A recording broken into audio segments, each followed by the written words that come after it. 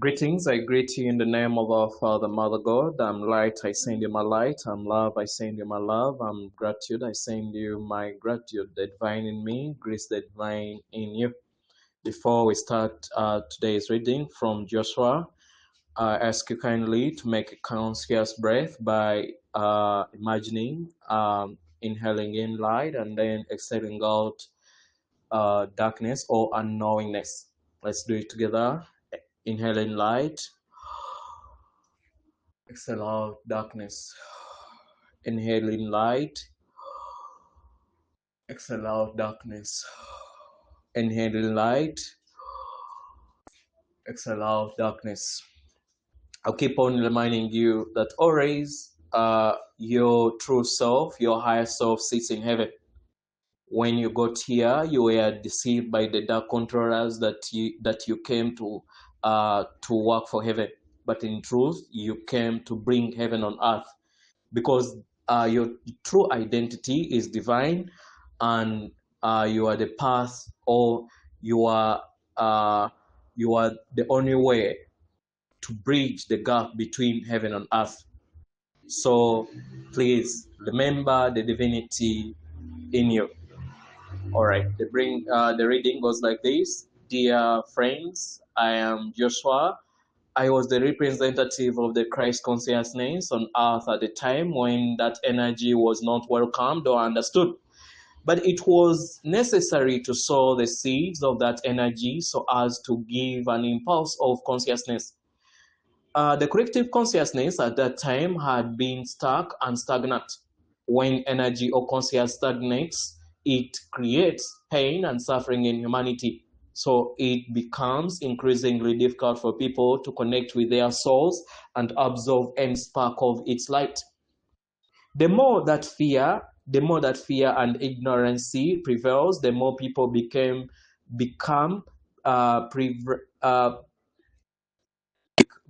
deprived of connection with their souls, the living source of all their creativity. Everything you truly choose and create out of freedom, non-determined by your circumstances, your youth, or your other lives, comes from the soul as the source of that creation. The greatest threat to the collective consciousness of Earth and humankind is that individuals lose connection with their souls, their inner creative source. When that happens, humans lose their center and become fragmented. As a result, they play things of outside influences, of fear especially, and then they tend to rigidly adhere to the existing order. A person who lacks a soul connection seeks clarity by belonging to or desiring direction from the existing order, the social circles of which he or she is part. Through meeting outside expectations, one seeks acceptance and certainty. This, however, is a long path that leads a person astray, because at this time the collective consciousness on earth demands renewal, change, and unlocking of a new paths. You are essentially doing what I did in my time, although now there are more openings in the collective field around the earth. There is a broader impulse that can grow in the heart-born consciousness, in which unity is again felt between all that is alive, between humanity and also between humans and nature. You are all being moved by this sincere desire to contribute to this conscious change that is coming from your soul. When you feel that calling in your soul, it is a sign that your heart is awakening and that you are connecting to a deeper layers in yourself. It takes courage to follow your soul and to free yourself from the expectation of parents, family, friends, colleagues, and working conditions. The way inward, restoring the connection with your own soul, requires courage and ability to bear your pain consciously. and also to honestly face your own fears without doubtedly arise when you turn inward. When you awaken, when you hear the calling of your soul, it often happens that life seems to get more difficult, more burdensome. That is because you become very conscious of your fears and your comprehensivity, wanting to adapt of your desires to be recognized and not to be rejected. You will be confronted with this fear when you begin to follow the whispers of your soul.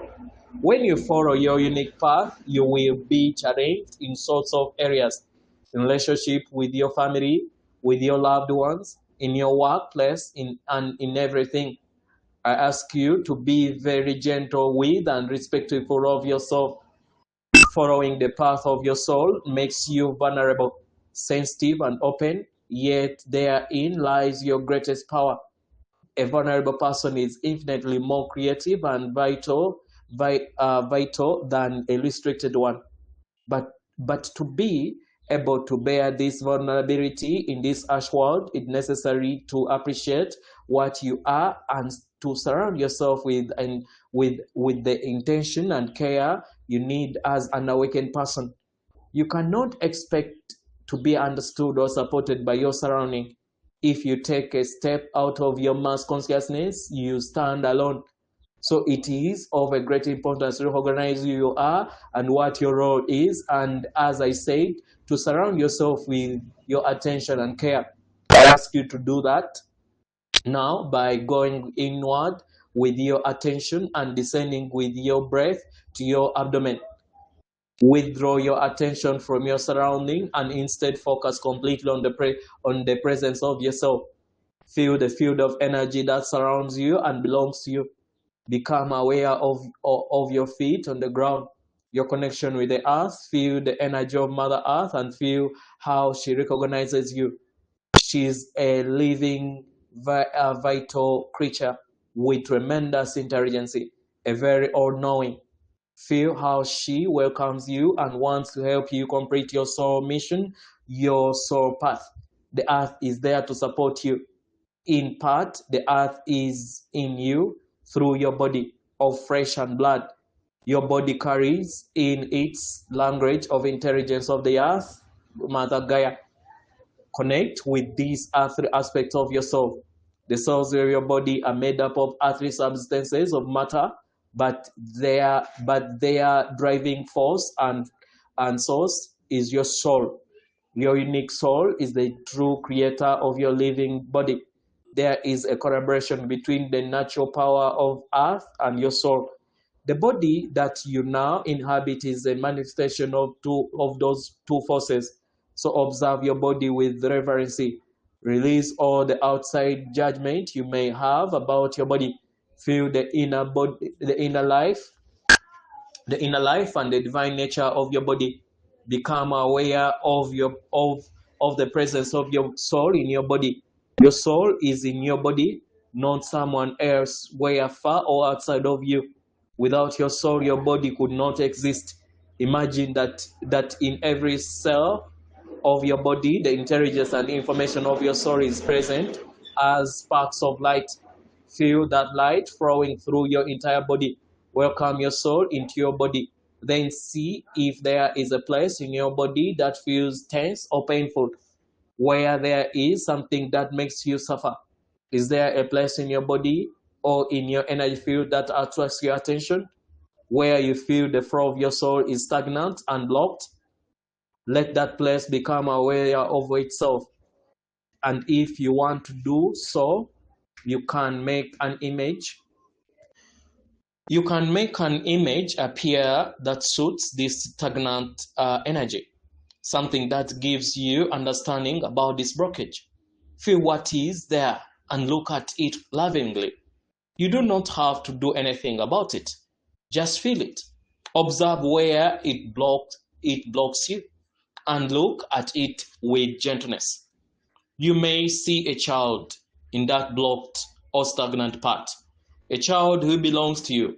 an inner child who would like to free itself and is burdened by certain fears and judgment. See if you can open to that child by asking it what it could take to be able to express itself in the world and to develop more freely. Imagine you are seeing this child. Realize that healing begins immediately when you connect with this brought part of yourself in this way. If you look freely and openly, observing without judgment at the dark parts in yourself, love flows, and this in itself is healing. A part that is lost comes back to you. Let this happen. Receive the child in yourself who has become lost or held back. It is a source of life and wants to come back to you. Now, I want to say something about the light work you do on earth. When you go deep within yourself and examine and confront the dark parts of yourself, you are doing something for the collective consciousness. You dig a new path. You open up new opportunities for the greater field of consciousness to be lifted to another level. One of more openness, warmth, love. This path or this road that sometimes seems very lonely asks for courage and direction, and not just for yourself. What you have to give to others ultimately is your own path of development. The way you have traveled with so much pain and effort. The healing and transformation that is yours is yours to complete, is your greatest gift to humanity. You can do all kinds of things to develop yourself, obtain skills, train, tools to be at your disposal. But the essence of what you share is you, which is your unique soul linked with your earthly personality and the integration and transformation you have accomplished internally.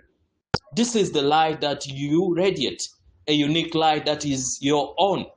No one walks the same path. Your unique light attracts certain people, and at the same time, you attract opportunities on your path, both in private and in the field of endeavor. So even when you go outward again from that connection with your soul, as you manifest in your world, remain very conscious of the creative source within you, the soul within you. Also, when it comes to light work, it is the intention that you follow your unique path, not adopt too much to existing standards and ideas. You need to be aware of what suits you, the form in which you serve, not so much what is that you serve. This is what I am pointing to when I say, take yourself serious and pay attention to taking care of yourself as a light worker. And remain vulnerable and sensitive just because you are so brave in following your inner path. Now, imagine for a moment your unique gift or gifts of this world that stream from the flow of your soul. See them as a flower that radiates its light outside from your heart. Discover the flower in the center of your heart that reflects your energy. Imagine that you can share with the world, with society, with this precious energy born from your inner transformation. See what that flow appears like. Do you feel that unique energy which belongs to you finds its way in your work, in your relationship, in your world around? Do you feel that you are holding something back? And also observe how this energy, this radiant flower in your heart is received by the people around you. Imagine you are facing a person who is very important to you, that you give out to that person from your heart the energy of your flower. See if that person can actually receive it. Whether she or he offers resistance to it or is open to it. Look without judgment. This also can be done with the work that you do. Feel whether your energy can flow out in a certain place or a particular situation. If it is actually received, which is to say understood and appreciated. This is very important. Please treat yourself with care and respect. Preserve and cherish the flower in your heart that is very valuable. Finally, I ask you to feel my presence. I'm not alone here. You are all surrounded by the loving guides who support you on your path. As a human and a light worker, you are surrounded by light and supported by non-earthly spheres.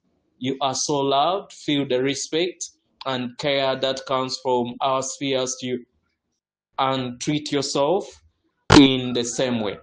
I greet you from inner connectedness. Know that I am never far away. We are one. Namaste.